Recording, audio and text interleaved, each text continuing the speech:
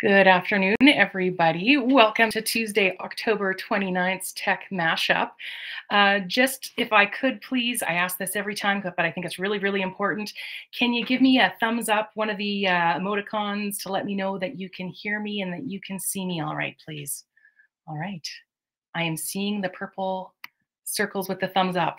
Awesome. Okay, so again, good afternoon. For those who are new to our tech mashups, these are our lunch and learns, and this is where we feature one of our member companies and their expertise in a particular topic, and we promote it to the wider world.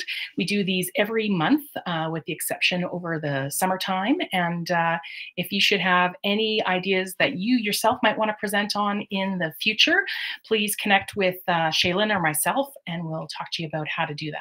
So that's me going off script. So for those of you who may not know me, I'm Kelly Fornell. I'm the CEO of Tech Manitoba, and thank you again for joining us for today's Tech Mashup on AI governance, risk management, and strategy. We are incredibly excited to bring together the community of professionals to explore this really important topic and discuss the best practices for navigating the opportunities and the risks that are associated with AI in business. And I know that AI in business is something that we're hearing so much about, but this is one of those topics that I don't think we really are hearing too much about. So it's really, really exciting that we are today. In the spirit of reconciliation, I acknowledge that Tech Manitoba is located in Winnipeg on the ancestral lands of Treaty 1 territory.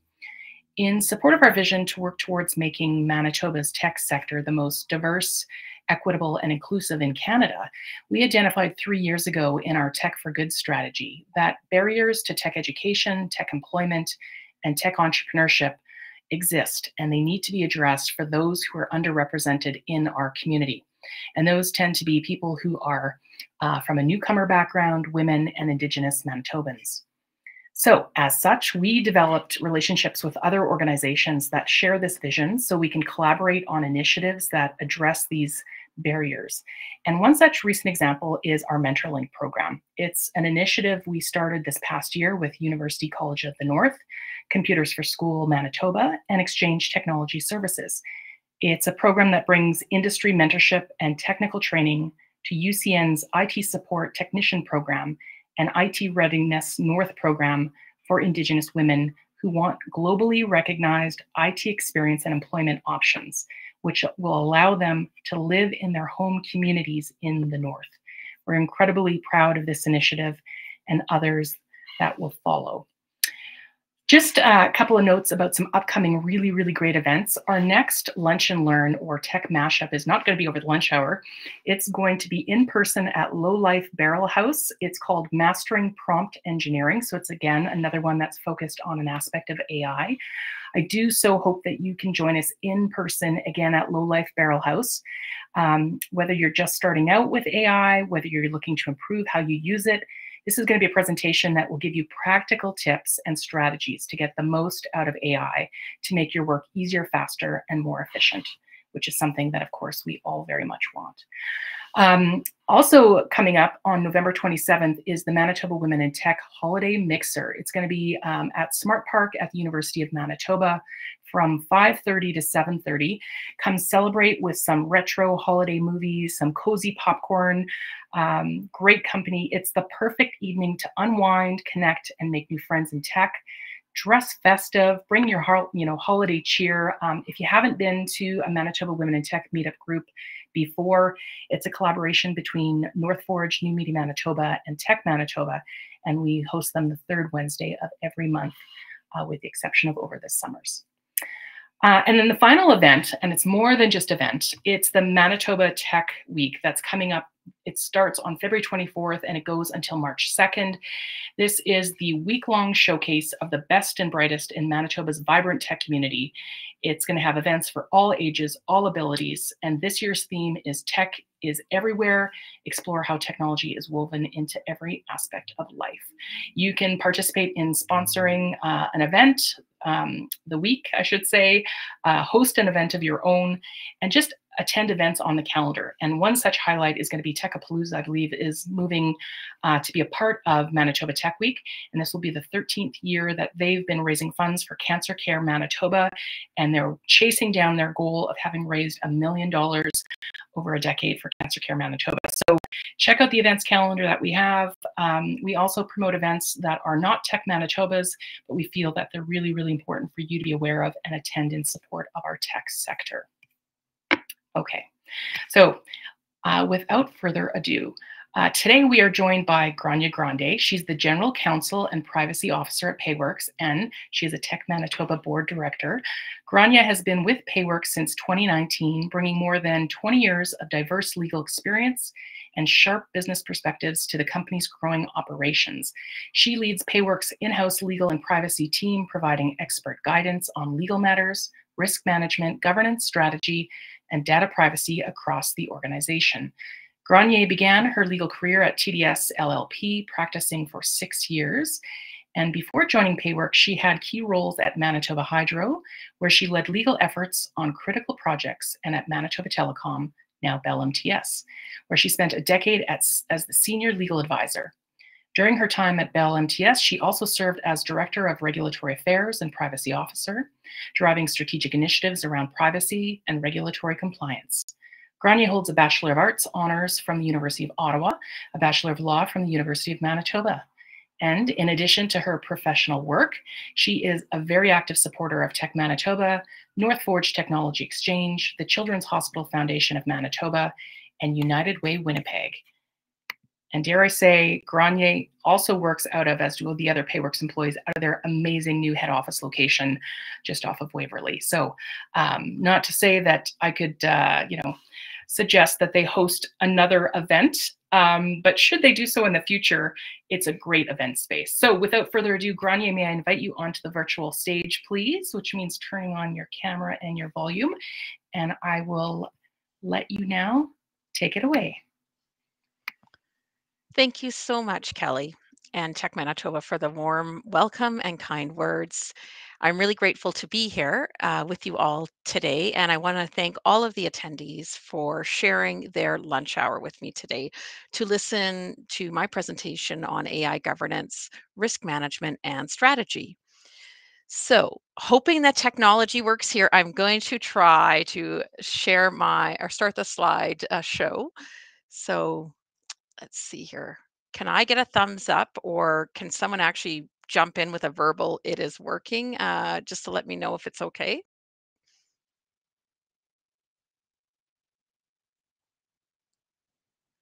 All right. So I believe everyone can see the cover page to the presentation. So I'm here to. Oh no. Hey, the share screen's not working just yet. Oh no, not yet. No, I can't see it. Oh dear. So hang on. This is technology at its best. One Kelly second. says she can see it. Can anyone else see it? I'm looking at my colleague through windows across my hall. Jessica, you cannot see it? No, she's shaking her head. Okay, yeah, no. So let me, sorry, everyone. Okay, thanks to everyone who replied in the chat. Yes. Like it's not quite up yet. Okay, I'm going to just pause this for a second. Bear with me. And I'm going to do this. No. While Granier opens up her screen and tries to get it to go, I'm just going to let everybody know there will be a Q&A right after. So you'll see where the chat is. There's also a tab that says Q&A. So throughout the presentation at any time, feel free to pop your questions in there, and then we'll get to all of them in the end. All right. Did that one work, Shaylin? No, I can't see that one either. If you want, you can quickly email it to me, and then I can share it on my screen too. That's going to be the easiest. Okay, we had it working. Yeah, we had it working in our test, and now something I've done here. So bear with me 1 second. No problem. Okay.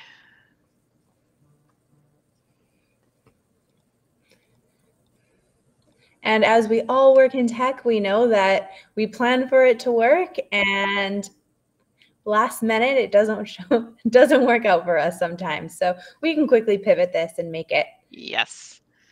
This will be momentarily. Hang on. Okay.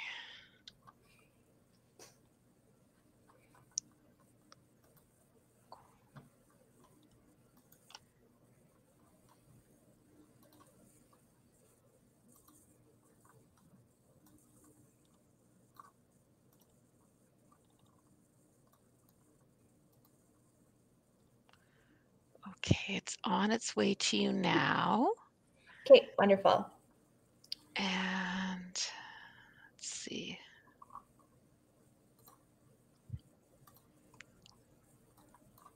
Apologies, everyone.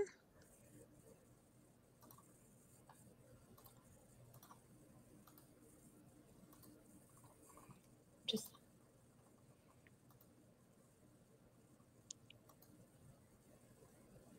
Did it come through? Oh, not yet. I'm just Oh, refreshing my Outlook. Sometimes it takes a couple seconds, especially if it's a bigger file. it is. Yeah.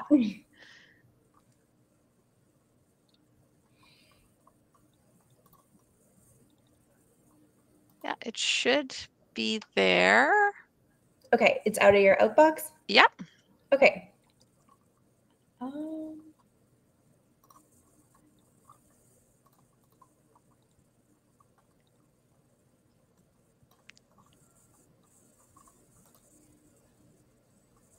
there we go. Okay. Oh, I heard the chime.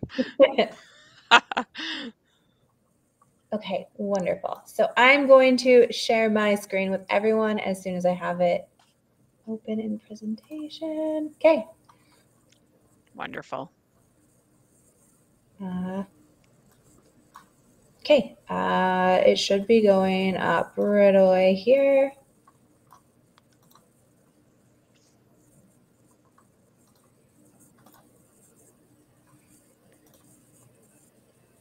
Can everybody see that one? Yes. Okay, amazing. Take it away. I will try and follow along your cues with like advancing each slide. I'll try to anticipate it, but just give me a shout out if you need me. Thank you so much, Shaylin. So No problem. how's that for getting rid of any nerves I had about to start this presentation? So thanks everyone for bearing with me on the housekeeping notes. As you can see, I chose law as a career, not technology, hence the little bit of mess up here. But just to start off, I wanted to give you a few housekeeping notes to help us with the presentation. Just first wanted to explain that the opinions contained in this presentation are my own, not Payworks. The presentation is not a substitute for professional advice, legal, and clearly technology advice. It's intended on being a very high level presentation on AI governance, risk management, and strategy, not really an in-depth discussion on the technology behind AI or specific technical matters. So just keep that in mind when you're asking questions at the end. And if there are any questions that I'm either unable to answer or don't have time to answer, please submit them anyway, and I'll do my best to contact you directly, provided that you also submit your contact information. So, why create an AI governance framework? While AI promises tremendous potential for innovation and productivity, there's emerging compliance challenges and risks that we all have to be aware of. AI regulations are being introduced across the globe, and courts are just starting to address copyright and IP issues, requiring companies to use AI both ethically and correctly. Creating an AI governance framework will help you navigate the challenges of harnessing the power of AI safely and successfully. So, the presentation objectives today are just to explore three broad categories of risk associated with AI implementation. We've got security risk, privacy risk, and business risk. I'll talk about them very high level. And the presentation then will also go into high level principles of AI risk management, as well as best practices for AI governance and strategy. So, as we get into the next slide, I'm going to talk broadly on the three risks to consider in AI implementation. So, those risks are security risk, privacy risk, and business risk. It's really important to understand how planned use of AI increases existing risk or introduces new risk to an organization. We must ask ourselves, what's the impact on existing risk management programs, such as our security, privacy, and business risk programs? We then must look to whether or to decide the best way to address these AI risks. Are we creating a new holistic risk management program? Or are we going to enhance the existing risk management programs we have in place to incorporate new AI technology? So, just a bit about security risks. Some of the common security risks, which many of us and most of us have heard about, in particular from generative AI, are hallucinations. These are where Gen AI creates factually incorrect output, creates content that contradicts the source, or creates misleading content. Another common security risk is deep fakes. So these are images, videos, or audio which are edited or generated using AI tools to create a different reality, usually for deceptive purposes and to spread misinformation. We have training data poisoning. That's where altering trained that's where there's an alteration to the training data set, compromising its integrity. It often occurs when attackers insert malicious data, which is bad input, into the training set of an AI model, causing the model to either fail or behave unpredictably once deployed. Data leakage is also another security concern we have to be aware of. This is where we have the unintended exposure of data to a third party. And this can occur if the AI inadvertently memorizes or regenerates sensitive information, like personal identification or intellectual property, which then can lead to breach of confidentiality or privacy. In terms of privacy risks, some of the some of the main privacy risks that we have to be mindful when looking at AI models are data persistence.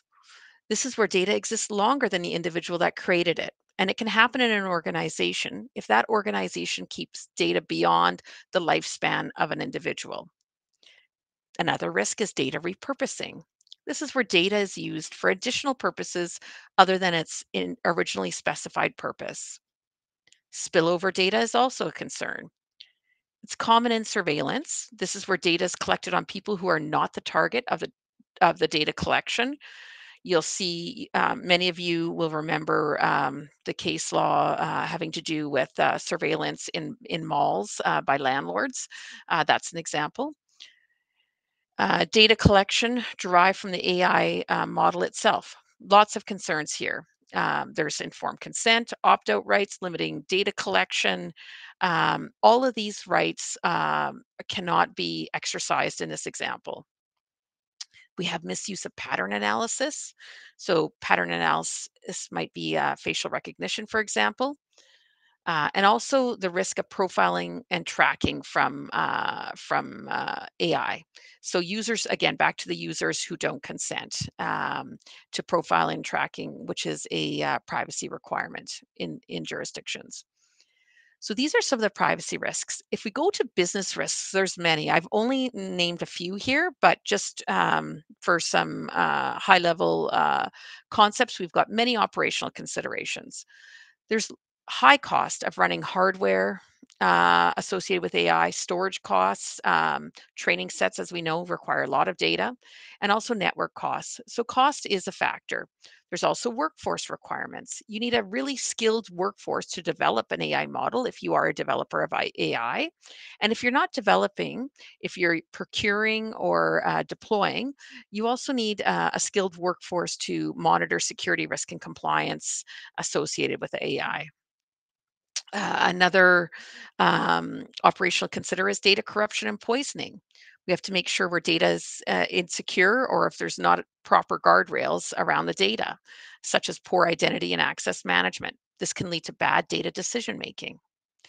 Another business risk is bias and discrimination, again, fed by bad quality training data. Job displacement. This is as a result of AI, automation of jobs, tasks, and processes. We've got the consideration of dependence on AI vendors, as well as lack of transparency. Um, Intellectual property infringement is a business consideration. This is where we could see copyright, patent, and trademark infringement as a result of AI scraping the internet. Organizations have legal and regulatory risks. You've got compliance risks, potential human right violations, reputational damages, social manipulation, just to name a few. And lastly, but not least, you've got ethical considerations when we're looking at AI in an organization. So, an example of this would be a race to the marketplace can result in poor AI systems at best, unethical, unresponsive, and malicious AI systems at worst. And humans influence models with our biases, morals, and ethical values, which can impact AI decision making. So it also results in an ethical consideration to be looked at. Next slide, Jillian, please. So, how to address these three risks? Essentially, an organization should be looking to align existing risk management strategies. So, you're either addressing AI in each specific risk management strategy, i.e., your security, privacy, or business risk management program that's already in existence, or you're looking at creating a holistic AI risk management strategy for your organization. There's really no right solution. It depends on the needs and the maturity of each organization. So you really need to look inwards at your organization, understand it, and then determine which model you want to adopt. So when we look at organizational considerations when implementing AI, some other comments I'd like to make is we want to embrace some innovation. Adopt a pro innovation mindset because there's huge benefits to implementing AI in an organization, but make sure you have purpose. Ask, will the AI product fill a gap or meet a need? Does it align with the governance principles of the organization? You want to ensure your planning and design is stakeholder driven. This is really key. I'm going to talk about this later in the presentation, but you need buy-in from your stakeholders, and you need your stakeholders to make this work. So involve stakeholders and ensure they're educated on needs versus risks. Also ensure your stakeholders and your governance team are outcome focused. What does this mean? You want alignment on the desired outcome. You want to know what business problem you're solving. And you want to know that your AI will serve the purpose for which it's either created, utilized, designed, or deployed. You want to ensure your framework is law, industry, and technology agnostic. That will ensure that it's not biased, and most important, that it's flexible. That as AI dynamically evolves and our regulatory environment dynamically evolves, so will your framework. This is a really important concept. Ensure governance is risk centric, meaning you're looking at risk and how to address it. And last but not least, create policies to manage third party risk, ensuring end to end accountability. Next slide. When we look at AI assessments, a question often comes up, well, how do we create an assessment model? What do we do to assess AI that we either have existing in our organization or that we plan to bring in? I've listed a couple best practices here for organizations. One of the first things I would point you to is to really look at external frameworks that have assessment process in place already. So you've got NIST or you've got ISO, among others. These are really useful. AI is not something that you can just start, developing ad hoc without any guidance. You'll want to look at some commonly accepted frameworks to really help you and shepherd you on your journey of adopting AI. However, not all these frameworks will be exactly perfect for your organization.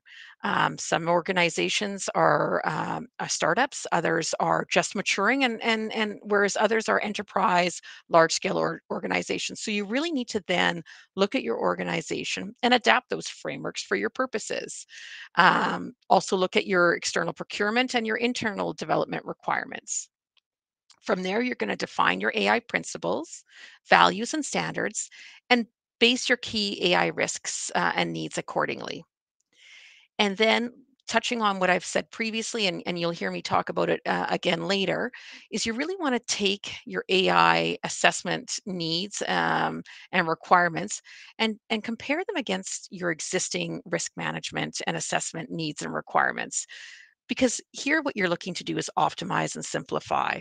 And in fact, consider integrating where appropriate. It's very difficult to run multi frameworks and risk assessment processes in organizations, especially for startups and emerging or newer organizations. Where you can integrate and leverage them off of each other is really ideal. So as you begin to explore AI and explore AI governance in your organization, you really need to ask yourself, do you know your organization? Do you understand your maturity level? Do you understand your operations? What sector are you in? And are you a developer, deployer, or a user? These are some key questions you should all be asking yourself, as it'll give you an idea of what type of AI you're looking at, what guardrails you need to set up, and how you're going to structure your governance framework. Using that knowledge, then you're going to take the following steps to establish an AI governance framework. That step's going to involve key stakeholders. It's going to involve creating AI governance policies, defining AI governance processes, and lastly, executing, monitoring, and continuous improvement of those policies and processes. So just to break down a little bit on those 4 points, let's start with stakeholder engagement. So as I mentioned earlier, involving key stakeholders really is key to building out a successful AI governance and risk management strategy. So what you're looking at doing, I would recommend, is to form a steering committee. How big or small your steering committee is going to be really depends on your organization. But the key here is that AI governance requires the participation of various stakeholders from compliance, risk, legal, privacy, information governance, data governance, IT, and other operational business functions. It's not just a legal function. It's not just a data scientist function. It really is a multi-stakeholder function, and you're best served to canvass your entire organization and look to appropriate stakeholders to join you in understanding AI and creating this framework. That committee will want to develop a terms of reference to ensure that all the risks and requirements are met. What you're going to do then with that AI steering committee is you're going to decide what the best type of governance model for your organization is, really depending on your maturity level and the type of organization you're in. I'll speak to that on the next slide. And from there, you're going to delegate roles and responsibilities within that AI steering committee and within your organization. It's really important that everyone knows their place in the AI governance framework and understands how to execute on all parts of the governance model. So if we look at the types of governance models on the next slide, we've really got 3 types of governance models that you can choose between. There is a decentralized model, a hybrid model, or a centralized model. Again, dependent on org structure and culture, these models can fluctuate from organization to organization. A decentralized model, for example, is where highly technical and integrated, is where the governance model is highly technical and integrated into development tools. The decision-making authority is decentralized because it's delegated to the lower levels in an organization, and it's not in a central team or person. Fewer tiers in the model, which then allow for a wider span of control and bottom to top, that's the key, bottom to top flow of decision-making and ideas. So many smaller organizations may choose this, or certain sectors may also look to this type of model. A hybrid model really is a combination of centralized and decentralized governance. You've typically got one main person with authority that has groups underneath that person fulfilling and supporting policies and directives. So a blend. And a centralized model, lastly, is where one person or team is responsible for AI related affairs and all other persons or teams flow through this point. So after you've decided which governance model you'd like to adopt, you really need to look at creating AI governance policies. So there's several points that I'd like to just highlight under this area. You've got the idea of AI governance policy development. And the purpose of this is that an AI governance policy really sets out the compliant, legal, transparent, and ethical use of AI. You're going to have it describe how AI should be used and the safeguards in place.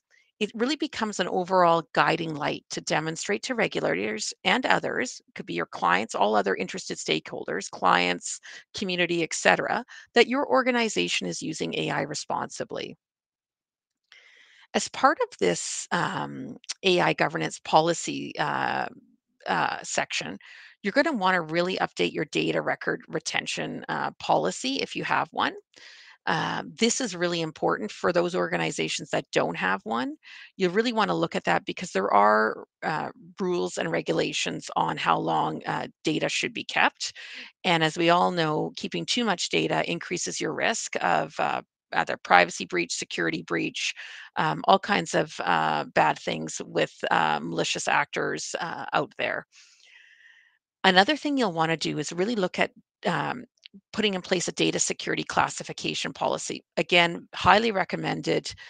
This is really going to classify the data that your organization holds based on privacy, confidentiality, intellectual property, and other sensitive factors. You're going to you're going to create this policy or update it if you already have one to address AI and make sure that the appropriate controls are put in place for information that data that contains AI or comes from AI systems. And last but not least, privacy policies. Privacy policies absolutely need to be synchronized with AI governance policies and use. So that's another area you should be looking at. If we go to the next section of creating an AI governance framework, we're going to talk about AI governance processes. So there's a number of different processes we need to keep in mind. We've got the regulatory review process. You're going to want to make sure that you've got some sort of process to monitor regulatory changes to ensure that your AI systems comply with any new rules. Data provenance processes. That means that you understand the origination of the data, of the training or input data, that it's not copyrighted, and that your organization has the right to use the information. You've got privacy and sensitive information review process. Again, what is there any personal or other types of sensitive information in the AI data or trade secrets or corporate confidential information, and how do you address it? There's also ethical use review process. In addition to compliance, we need to make sure that our AI systems produce ethical results. Um, that's really important. So that's something you'll want to review. The accuracy, correctness, and safety of the AI. You want to make sure that AI is accurate, correct, safe, and tested throughout its development and on an ongoing basis. Issues, discrepancies, or problems should be noted, along with any steps to remediate. All to say, this requires an ongoing AI assessment. You're continually doing a risk assessment on the AI in your environment to ensure that you are meeting your governance principles. Lastly, or not lastly, but as we talk about risk assessment, AI risk assessment, some other additional risk assessment considerations are: is your AI producing the desired outcome? Is there potential harms? Is the descriptions of the data used to train the AI accurate? Is it functional? Is it robust, scalable? Um, do you have performance metrics, benchmarking? These are all considerations you should be taking into account. Last but not least, once you've got those foundations of your AI governance framework in place, you're going to want to execute on it. Then you're going to want to monitor it and look to continually improve it. So you're going to want to assure in the first step that all processes are enacted during and after launch. Make sure that all the great processes you built up out in your framework are in fact in are live, for lack of a better word, during and after launch and are ongoing. You're going to want to monitor and review the results of all these great processes. In terms of updates and remediation, you'll want to look to update your system and or approach as compliance and other rules change. This is really important. This is where your stakeholder group, as I mentioned earlier, become key. You're going to be wanting to connect with your legal team or external legal or your regulatory team to ensure that you remain on side any laws and regulations. If there are issues, you're going to want to remediate it and document the actions taken. Uh, Really important is you're going to want to make it defendable. In the event of a regulatory inquiry, be able to readily communicate what you intended to do and how you intended to ensure you were doing it properly and how you addressed issues when they arose. This will help demonstrate compliance and make the system more defensible. In short, a successful AI governance framework is a framework that creates a culture of responsible AI within an organization. This framework will highlight customer value and increase customer trust. It'll recognize cultural variations. It'll define responsible AI as a discipline. It'll identify work roles and success measures. It'll provide knowledge and resources and training to personnel in your organization. And importantly, it'll set common AI terms and taxonomy for the organization. And a few final thoughts. It really is about balance. You need to understand your organizational structure and your culture. You want to create a framework that works for your organization. Stakeholder engagement is key no matter what the size of the organization. This is something that I can't impart enough. AI is dynamic, so must be your internal risk management strategies. And really, you need to know your organization's regulatory requirements, risk tolerance, and technological capabilities. This is another really key point. Last but not least, reevaluate routinely, update risk assessments regularly. And that concludes my presentation. Thank you so much.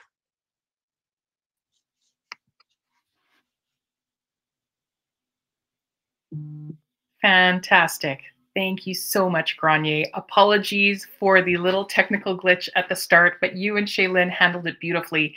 Yes, a warm round of applause, please. You know, virtual thumbs up, clapping, whatever you feel comfortable. So comments.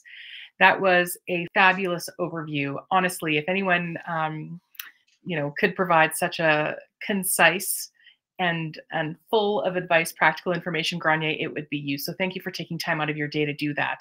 I believe there were some questions in the chat as well about might we make this available? Yes, I think Shaylin posted as well. If you make your way to Tech Manitoba's YouTube channel, we've got a library there of former tech mashups. So this information will be shared there as well. If you have any questions right now, Granier's with us. She has time, depending upon, of course, how many questions we might receive. Rather than use the chat, if you look at the top of your screen, it says Q&A. Please go to that little tab, type in your questions. It can be anonymous, or like Kent Smith, you can post your name with your question. Granier, if you're okay with it, we can look at Kent's question right now if you've got time. Yes, absolutely. I'm just looking for it right here. So 1 second. Absolutely. I don't know if I can see it. Hang on. I'm happy to Okay, read it out. perfect. So Kent has asked, he said, you shared building AI policy for third-party risk. Would this be internal policy for managing this third-party risk, policy you share with providers to govern, or both? Appreciate you expanding on this. Okay, so on the third-party risk, there is a couple components here. You have third-party risk when you're procuring AI from vendors. So you'll want to know that your vendors are procuring the AI responsibly and appropriately. A lot of the principles that I discussed in the presentation in terms of things that an organization should think about when building out a framework for AI, you'll want to make sure that your third party vendors have similar processes. So I'm not sure, I'm just looking at the question. That's part one. You shared that. Um, So yeah, it becomes an internal policy on one hand. So yes, for instance, we will have, at Payworks we might have a policy that says we're evaluating our third party vendors for X, Y, and Z, and we're going to make sure that they follow. We're going to have a list of questions that we have them answer on AI. So that's one way you can do it. You can have a list of questions. We have actually built into our privacy impact assessment at Payworks a set of AI questions. And there's a lot of really great templates for AI questions to be built into privacy impact assessments.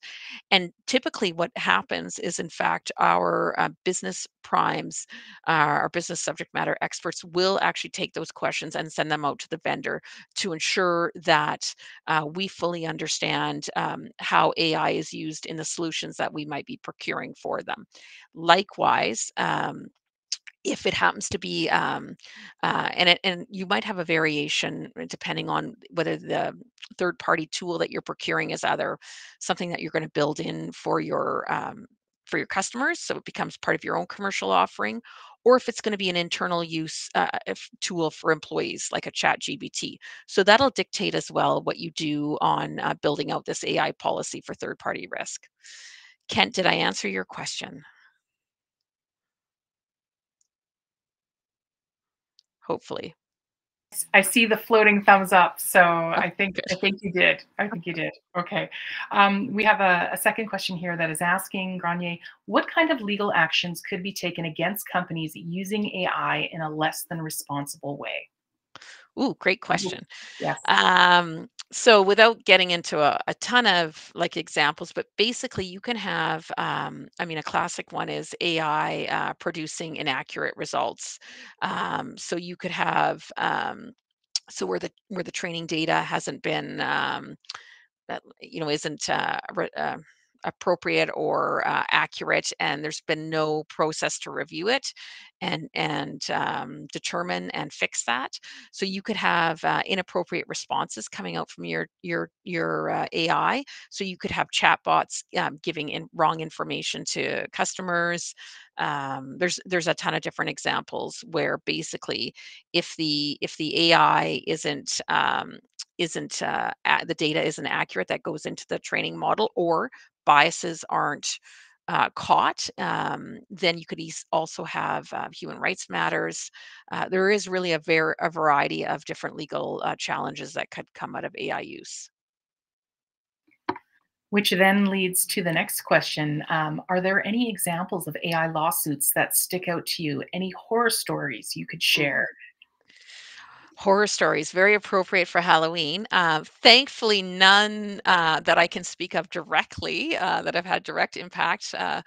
No, I guess there is lots of horror stories. I mean, you hear, deep fake. There's an abundance of those. There's not one that jumps out at me. I will try and think of one, and that's something that maybe we can post on the Tech Manitoba website. I'll think of a good one, but off the top of my head, there's probably a lot that, depending on the organization impact, it could be very horrifying for them.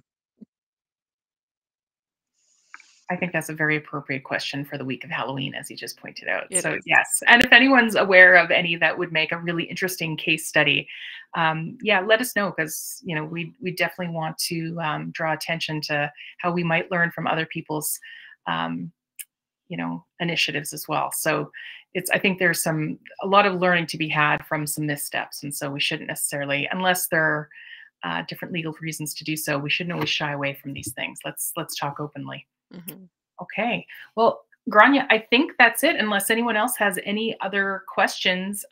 Grania has also, of course, generously offered to answer any questions that might come to mind that we didn't have time for, or if it comes to you later on when you're, washing your hair in the shower or something like that, right? Of course, I said that. Now we've got a couple questions that have come through.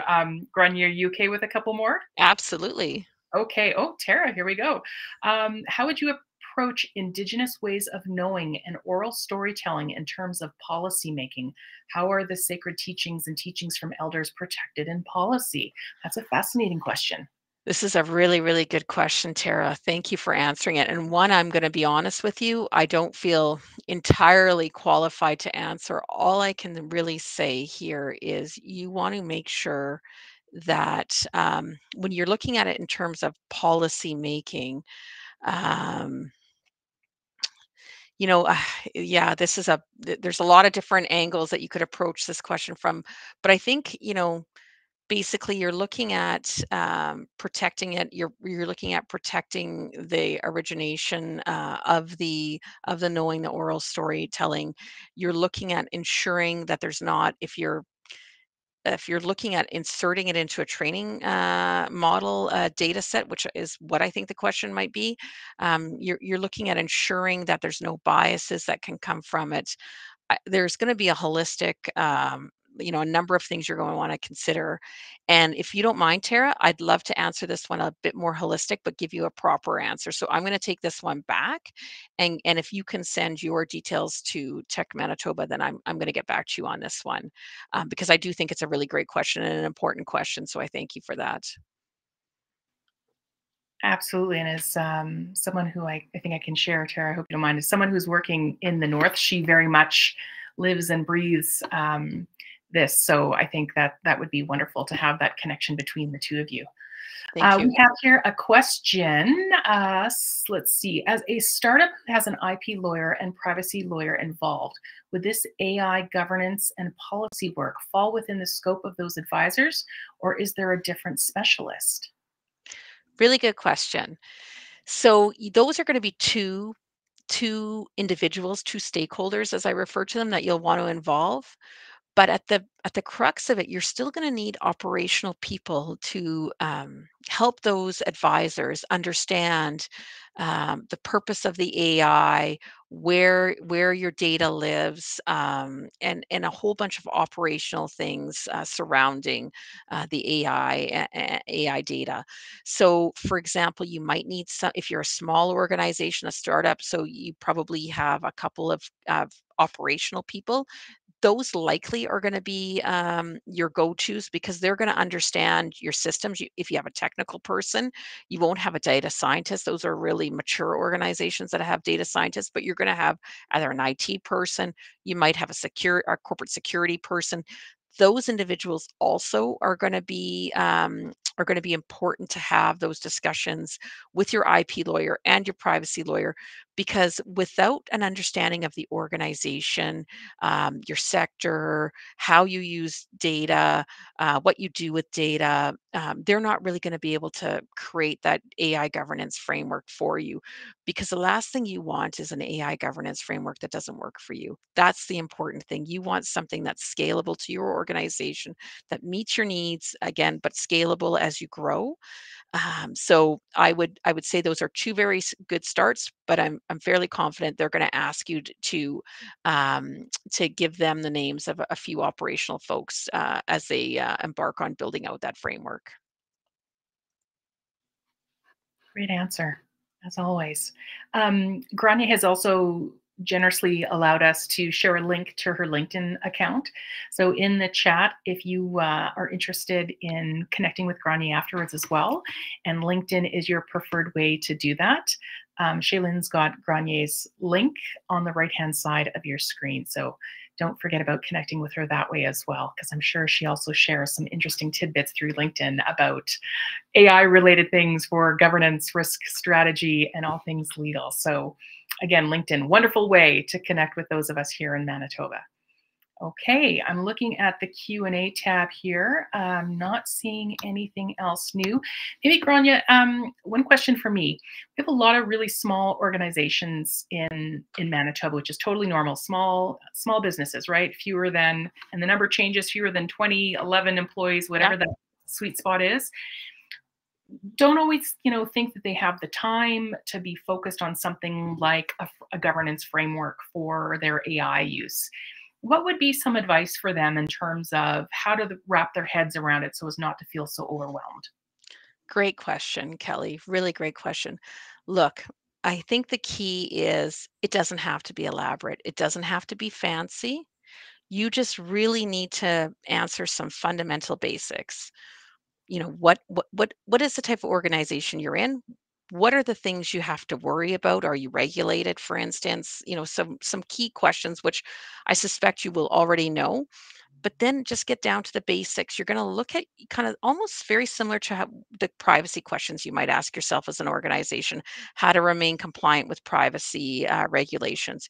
You're going to want to know, where you're using AI, how you're intending on using it. This is really important. Are you creating it? That will require a little bit more thought, and you'll probably need some professional advice on that if you're creating AI. But if you're just a user or a deployer, and you're just procuring it, then you just want to know, what are you using it for? How are you storing it? How are you monitoring it? How are you monitoring your organization's use? Are you monitoring the supplier that you're buying it for? You're just asking some really fundamental, small questions so that you are really staying on top of the AI that comes into your ecosystem, and continually just updating that you're using it for appropriate purposes, and also testing. Make sure that the output isn't giving you, false information or biased. It's not displaying bias or other negative outcomes. And if you start small with some really basic premises that you might think about in the privacy world, it's going to be very easy to adopt AI into your ecosystem, and kind of put together a compliance program as your company grows, evolves. You might be looking at, if you're comfortable, building out your processes a little bit more, or then leveraging communities like Tech Manitoba, where these topics get discussed. You've got industry associations. You've got a lot of different opportunities to explore information. So I think just being aware of it is the key, and being aware of what your organization intends to do with AI, and just keep kind of a risk-centric mindset on it. You're going to be you're going to be miles ahead of a lot of organizations who haven't put any thought to it yet. Very, very, very well thought out answer. Thank you. Thank you so much, Granier. Okay. Well, with that, folks, I think we're going to call it an end to Granier's presentation. Of course, there is networking available until 1:30. So once Granier and I leave the virtual floor, we will all be transported back to the tables, but feel free, move around, connect with people. Perhaps you haven't met before, or reconnect with those that you know. Thank you so much for taking time out of your busy day to join us over the lunch break to hear from Granier. Thank you, Granier, again for your wonderful insightful presentation. Thank you, Shay, for being our technical support. Marie, as well, for being behind the scenes as well, helping to moderate for anyone who might be having some difficulties with the remote platform. And please join us again for future tech mashups. The next one, of course, is in person at Low Life Barrel House. So thanks again, folks. Hope to see you at the next one. Bye-bye.